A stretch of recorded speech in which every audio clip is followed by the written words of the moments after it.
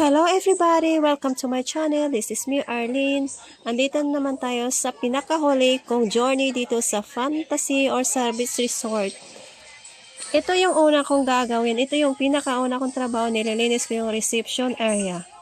Kahit hindi pa nagkakape, pero inuna ko talaga paglilinis dito dahil ito yung pinakaunang-una at ito yung pinakaharap sa resort.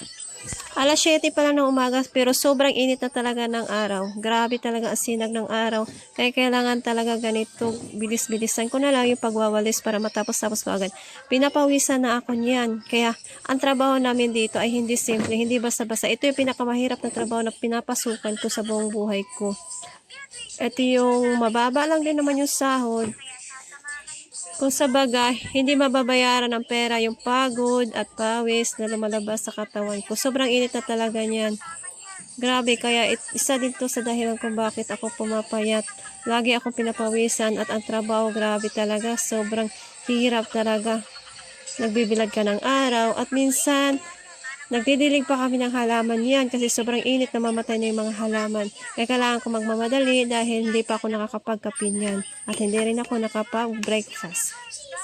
Kaya bilis-bilis lang para matapos-tapos agad. Kasi sobrang init na talaga. Sakit na sa mga balat. Or sakit na sa balat yung init ng araw.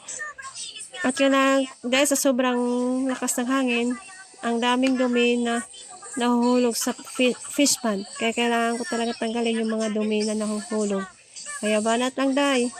Ito na yung huling araw mo dito sa Fantasy. Ito yung huling araw mo sa resort na to. Ang dami ko ring alaala dito. Masaya din naman itong trabaho na to. Kaya nga lang nakakapagod lang talaga at nangangayayat na talaga ako lalo. Dahil siguro sa sobrang init ng araw. Kaya lalo akong pumapayat. Siguro araw-araw nababawasan yung timbang ko. Kung sa tingin ng iba, magandang pakinggan yung resort staff. Pero para sa akin talagang napakahirap. Hindi ko talaga nagugustuhan yung magtatrabaho talaga sa resort. Mas pipiliin ko pang maging isang katulong sa ibang bansa kasi nakakapagpahinga ka. Dito kasi ang dami kasing tao, ang dami kasing customer. At ito naman, inaayos ko yung Christmas light ng Christmas tree kasi hindi iyan umiilaw paggabi. Kasi sira na yung iba. Hindi na gumagana. Kaya ito, sinasapawan ko lang or dinudugtungan ko lang ng ibang Christmas light para iilaw. Kaya eto, ang payat-payat ko na talagang tingnan, no? Ano, kasing payat ko na yung Christmas tree. Ayoko sanang umalis sa trabaho dahil magpapasko at mag-New Year. Kaso hindi na talaga kinaya sa katawan ko. Kailangan ko na talagang magpahinga para naman tumaba-taba ako bago ako makapag-apply sa ibang bansa o makaalis. Kasi mahirap talaga, bagsak talaga ako sa medical nito pag ganito yung katawan ko. Sa timbang pa lang, wala na, malnourished na talaga ang result ko nito.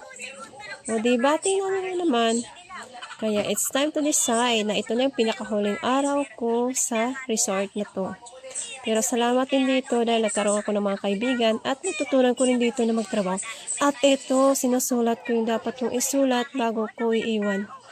Bago ako mag-closing sa resort na to. Hanggang dito na lang sa video na to. Thank you for watching. Bye-bye. Take care everyone. See you there in another country and see you on my next journey in my life. Inshallah, God will guide me for everything. Bye.